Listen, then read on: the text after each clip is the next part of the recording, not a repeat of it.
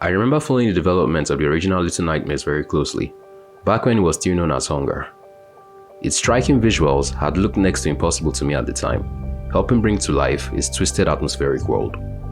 But with the game finally coming out in the wake of the equally beautiful Inside, that first game didn't quite manage to hit as hard as I'd originally imagined it would, even though it did live up to its promise of offering a horror adventure set in a beautiful world. Flash forward to today, and we now have Little Nightmares 2 on PC, PS4, Xbox One, and Nintendo Switch. A game that doubles down on everything that made its predecessor great, while also inheriting most of its flaws. Hi guys, Michael Abayimi here, and today, I'm reviewing the new puzzle platform game, Little Nightmares 2. The game takes place following the events of the original game, except you are no longer confined to the creaking blood-soaked cabins of the Maw, the ship from the first game.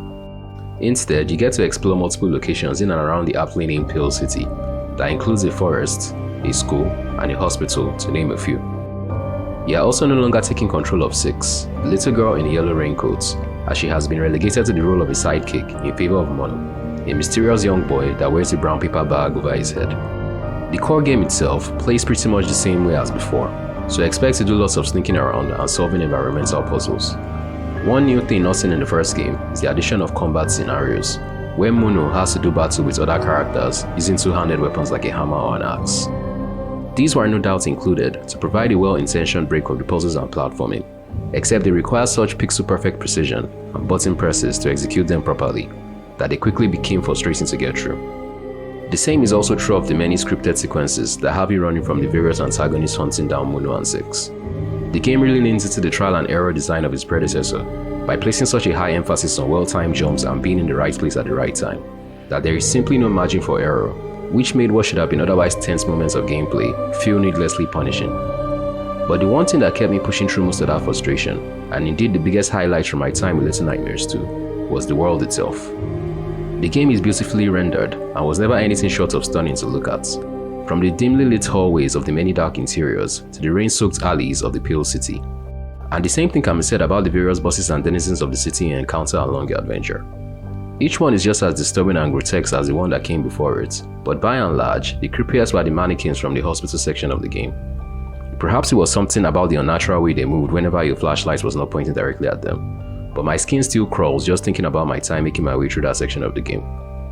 Thankfully, the game doesn't have you spending too much time in any one section, and I was able to breeze my way through the whole thing in roughly 5 to 6 hours.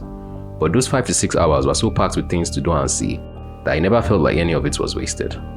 Much like Inside and Little Nightmares before it, Little Nightmares 2 is a beautiful adventure game that takes place in a stunning atmospheric world. That some of that beauty is marred by some clunky game design is the only thing standing between it and true greatness.